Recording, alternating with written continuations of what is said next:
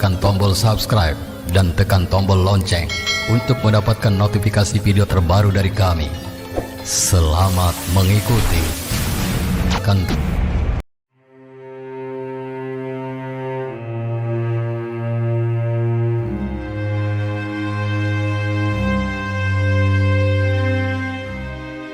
Assalamualaikum warahmatullahi wabarakatuh. Allah saja. Kalau Bapak Ibu sudah bertubuhkan Allah, berakhlaklah dengan akhlaknya Allah, memandanglah dengan pandangan Allah, beradablah dengan adabnya Allah. Nah, kalau di hakikat, hendaklah Bapak Ibu bertubuhkan Muhammad.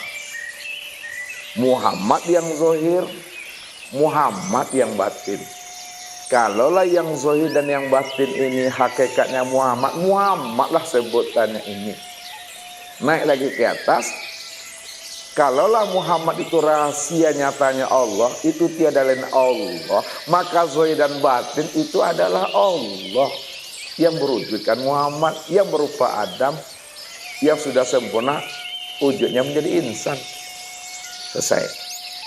Jadi dalam bersahadat Bapak Ibu cukup memahami saja asyhadu an la ilaha illallah wa asyhadu anna Muhammad Rasulullah. Allah yang bersaksi akan dirinya sendiri bahwa Allah itu adalah diriku dan Muhammad itu adalah wujud diriku sendiri, aku kata. Nah, jadi kenapa ada sebuah pertanyaan? Kita bisa bertanya karena kita duduk di hakikat. Tapi kalau kita sudah duduk di marifat, tidak ada pertanyaan lagi. Apa yang mau ditanyakan juga lagi? Karena udah itu semuanya. Nah, jadi kita bertanya untuk mendudukkan paham sebenarnya. Kalau sudah dapat pahamnya, uskut, cukup diam di situ. Nah, jadi apa dia? Karena kita sudah mengerti, karena yang bersaksi dengan yang disaksikan satu wujudnya. Inilah maknanya Allah dengan Muhammad tidak pernah berpisah cerai, dua namun tiada berpisah. Mungkin itu Pak cara mengambil pahamnya begitu. Jadi kalau diitikotkan bahasa Bapak boleh, tapi duduknya di hakikat. Muhammad mengitikotkan di dalam dirinya bahwa tidak ada yang wujud pada dirinya melainkan Allah. Ketika itulah aku bersaksi, kata Muhammad nih, aku bersaksi kata Muhammad bahwa tidak ada yang nyata melainkan Allah adalah diriku. Aku bersaksi kata Muhammad bahwa Muhammad itulah nyatanya diri Allah. Itu mendudukan itikot. Tapi kalau udah sampai kepada wahdatul wujud, Allah dan Muhammad itu esa, dizahirkan ilmunya, Allah yang bersaksi atas dirinya sendiri. Aku bersaksi atas diriku sendiri bahwa Allah itu diriku. Aku bersaksi atas diriku sendiri bahwa Muhammad itu wujud aku. Nah, naik lagi kepada ma'rifat bil ma'rifat, tidak ada saksi menyaksikan di situ lagi. Tidak ada bahasa menyembah lagi. Hilang kata menyembah, hilang kata bersaksi, hilang kata menyaksikan. Itulah maknanya al-abid wal ma'bud wahid. La yazkurullah illallah, la sholata illallah. Tidak ada yang sholat dan berzikir, hanya Allah. Diam lah Bapak Ibu lagi itu. Diam itu bukan kita tidak melafaz di dalam sholat, Tetap kita menyebut dan melapas dalam sholat, akan tetapi yang melapas dan menyebut itu Allah itu sendiri, itu yang menikmati itu. Jadi sampai pada puncak menikmati. Nah, sekarang Bapak Ibu pemahamannya sampai di mana? Duduk saja di makom itu dulu sampai benar-benar sudah mantap, baru naik ke atas. Maksudnya sudah mantap ketika hati dan akal sudah membenarkan apa yang kita pahami, baru udahlah diam aja kita. Begitu duduknya Bapak Ibu ya. Nah itu tuh nggak apa-apa. Itu ilmu, cara memecah ilmu gitu. Ya. Kalau dikaitkan dengan salawat kita bagaimana membaca salawat Baik. Baik Bapak Ibu. Salawat kita itu ya, itu kepada selawat yang daimun, yang hakikat. Apa maksudnya selawat daimun yang hakikat itu? Itu adalah berselawat kepada Nur Muhammad. Nah, sekarang yang Nur Muhammad itu kita dah tahu, sudah nyata pada sekalian langit dan bumi, pada api, pada angin, pada air, pada tanah. Api, angin, air, dan tanah yang ada pada alam itu sempurna pada diri kita. Oleh karena itu, ketika Bapak Ibu berselawat, sudah hadir Muhammad itu. Mana yang dikatakan ketika kita berselawat hadir Muhammad, dan Muhammad yang mana? Dan begitu adalah Muhammad yang hakiki. Kalaupun hadir Muhammad yang majazi, yang bertubuh dan berjasad, yang ruhani beliau junjungan kita Nabi Muhammad SAW hadir, itu juga bagus dan luar biasa. Oleh karena itu, ketika kita berselawat, selawat itu kepada Nur Muhammad. Bagaimana cara berselawat kepada Nur Muhammad yang sudah nyata pada alam ini dan sempurna pada diri kita? Assalamualaikum ya Rasulullah. Sallallahu ala Muhammad. Allahumma sholli ala Muhammad wa ala ali Muhammad. Nurun ala nur wa huwa rabbul arsyil azim. Jadi ketika Bapak Ibu mandi pun, bacakanlah selawat terhadap air, terhadap gayung, terhadap ember, terhadap diri, kepada sekeliling rumah dan seluruhnya itu. Seru semuanya. Assalamualaikum ya Rasulullah. Sallallahu ala Muhammad. Allahumma sholli ala Muhammad wa ala ali Muhammad. Nurun ala nur wa huwa rabbul arsyil azim. Baru siram. Jadi yang masuk ini nur, yang menampung, yang menerima sebagai wadah juga nur. Inilah yang katakan nurun ala nur, cahaya di atas cahaya. Yang makan nur, yang dimasukkan juga nur. Maka makhluk sesama makhluk, itu maksudnya tuh, nur dengan nur tidak akan memberikan mudarat dia. Jadi kalau Bapak Ibu mandi selama ini cukup bismillah. Sekarang dengan ilmu ini hendaklah kita selawati air, selawati diri kita, selawati semua yang ada pada depan kita itu. Secara umum alam ini dia. Supaya apa? Mati kita nanti tidak berbau, tidak hancur, tidak dimakan belatung. Makanya dikatakan oleh Nabi, sebagai kesempurnaan nur Muhammad itu zahir dan batin pada dirinya, sebagai rahasia nyatanya wujud diri Allah. Apa kata Rasulullah? Innallaha harrama alal ardi ayyakula ajasadal anbiya. Sesungguhnya Allah mengharamkan atas bumi untuk memakan, untuk menghancurkan, untuk membusukkan jasadnya anbiya. Mana yang anbiya? Yang anbiya itu adalah Nur Muhammad. Sekarang Nur Muhammad itu kita sudah mengenalnya. Api Nur Muhammad, angin Nur Muhammad, air Nur Muhammad, tanah Nur Muhammad. Kesempurnaan Nur Muhammad, api, angin, air, dan tanah itu sempurna pada diri kita. Inilah yang akan menjadi khalifah. Ketika itu yang namanya tanah, yang namanya cacing tidak akan memakannya. Inilah jaminan Allah melalui lisan Nabi. Man khafa minallahi khafahu kulla syai'. Siapa yang sudah benar-benar dia takut kepada Allah, dia sudah mengenal Allah, khafahu kulla syai', maka seluruh alam juga takut kepadanya. Artinya apa? Seluruh alam itu menjadi rahmat kepada dirinya. Kenapa seluruh alam ini rahmat kepada dirinya? Karena dirinya itulah menjadi khalifah mewakili alam yang ada pada semesta ini. Walaupun alam ini Nur Muhammad, kita Nur Muhammad, tapi khalifahnya pada insan yang mengenal Allah. Nah, jadi itu selawat.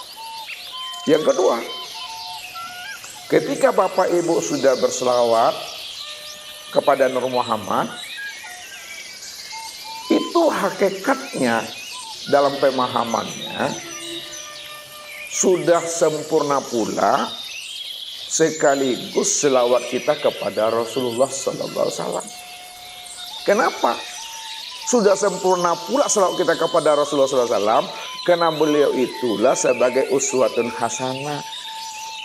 Beliau itulah contoh dan suri teladan yang terbaik. Apa kata Allah? Laqad kana lakum fi Rasulillahi uswatun hasanah liman kana yarjullaha. Sesungguhnya pada diri Rasulullah itu terdapat contoh teladan yang terbaik bagi dirimu, liman kana yarjullah, bagi orang yang ingin berjumpa Allah. Mana yang Rasulullah sebagai suri teladan bagi kita untuk berjumpa Allah? Maka pandanglah Rasulullah itu zohir batin. Yang zohir itu berjasad, itulah Nabi Muhammad SAW. Yang batin itulah Nur Muhammad. Sekarang Nur Muhammad itu sudah nyata pada alam dan sempurna pada diri beliau. Maka disitulah rahasianya ketika kita berselawat kepada Nur Muhammad, berselawat kepada diri sendiri dan berselawat juga kepada diri baginda Rasul Nabi Muhammad Sallallahu Alaihi Wasallam. Sudah sempurna tuh. Tapi kalau kita hanya memahami berselawat itu kepada Nabi Muhammad Sallallahu Alaihi Wasallam saja, tidak kepada Nur Muhammad yang sudah nyata pada diri, maka beliau mendapatkan rahmat dan anugerah, kita tak pernah mendapatkan rahmat dan anugerah tadi. Karena kita tak mau menselawati akan diri sendiri. Makanya di dalam kita sholat, Assalamualaikum warahmatullahi wabarakatuh. Salamnya kiri kanan, rahmat dan berkatnya kembali ke sini. Nah, kan gitu. Kalau pendeknya Assalamualaikum warahmatullahi. Salam untuk semuanya, rahmat kembali ke sini. Jadi selawat itu kepada diri sendiri. Jadi ketika kita membaca selawat, apalah namanya, maka kata guru-guru kita, Rasulullah hadir. Rasulullah hadir itu secara makna hakikat, inilah yang hadir tuh, yang Muhammad tuh. Sekiranya ruhnya Nabi Muhammad Sallallahu Alaihi Wasallam, junjungan kita itu hadir, sempurnalah majlis kita itu, zahir dan batin. Itu rahasianya Bapak Ibu. Jadi di mana ada Allah, di situ ada Muhammad. Di mana ada Muhammad, di situ nyatanya Allah. Karena Allah dan Muhammad tidak pernah berpisah cerai. Tuh memahaminya. Kemudian yang ketiga, di dalam kita berselawat untuk mandi. Ketika kita mandi Bapak Ibu, setelah kita selawatkan, hendaknya mandi kita itu sekaligus kita memulangkan akan diri kita ini sebelum diri kita ini dimandikan oleh jamaah. Pulangkan kembali secara utuh. Bagaimana cara memulangkannya? Ketika kita sudah baca selawat tadi, ya, lalu kita siram. Pada saat kita menyiram yang pertama, pulangkan tubuh insani ini ke alam Baitul Ma'mur. Siram yang kedua, pulangkan hati ruhani ini ke alam Rabb-Rabb. Siram yang ketiga, pulangkan ruh nurani kita itu ke alam Al-Mala'il A'la. Kenapa dipulangkan? Ada apa dengan diri dan alam itu? Tubuh kita yang kasar ini asalnya dari alam Baitul Ma'mur. Hati ruhani itu asalnya dari alam Rabb-Rabb. Ruh kita itu asalnya daripada alam Al-Mala'il A'la. Lalu pertanyaannya, alam Baitul Ma'mur, Rabb-Rabb, Al-Mala'il A'la itu alam apa? Alam Baitul Ma'mur, Rabb-Rabb dan Al-Mala'il A'la ini yang dimaksud dan yang dikatakan alam lahud, alam Tuhan, alam Rabbani. Inilah makna inna lillahi. Sesungguhnya tubuhmu asalnya dari Baitul Ma'mur, hatimu asalnya dari Rabb-Rabb, ruhmu dari Al-Mala'il A'la, itu alam diriku. Siapa sudah tahu asal usul tubuh, hati dan ruhnya adalah dari alam diriku, wa inna ilaihi roji'un. Kembalikanlah kembali semuanya itu kepada aku. Inilah pesan Nabi, kullu syai'in yarji'u ila asalihi. Tiap-tiap segala sesuatu, tubuh, hati dan ruh yang disebut sesuatu, kembalikan kepada asalnya. Asalnya adalah Allah. Inna lillahi wa inna ilaihi raji'un. Datang dari Allah, kembalinya kepada Allah. Ketika itu Bapak Ibu, kita sudah memandikan dan memulangkan diri kepada Allah sebelum kita ini meninggal dunia. Dan itulah yang disebut namanya dengan mandi taubat. Jadi setiap mandi itu adalah mandi taubat. Mandi taubat itu mandi setelah kita berlaku dosa. Karena orang yang berdosa itu dirinya akan menjadi namanya junub batin. Orang yang berdosa itu dirinya menjadi junub batin. Kapan dirinya itu berdosa dan menjadi junub batin? Ketika dia tidak mengenal akan Allah. Nah, dalam penguraiannya, diri kita tuh tubuh, hati dan ruh. Kapan tubuh ini berdosa? Tubuh ini berdosa pada saat memandang kepada yang tak baik, mendengar kepada yang tidak baik, berkata kepada yang tidak baik, berpikir kepada yang tidak baik. Itu dosa. Yang kedua, kalau tubuh ini tidak berdosa hari ini, hati kita juga rentan dengan dosa. Kapan hati kita berdosa? Pada saat hati kita tidak hadir kepada Allah, itu dosa. Ketika hati ini hadir kepada dunia, dunia itu jadi Tuhan tuh, dosa itu. Ketika hatinya hadir kepada sesuatu, itu dosa tuh. Maka ketika itu wajib kita ini mandinya mandi tobat.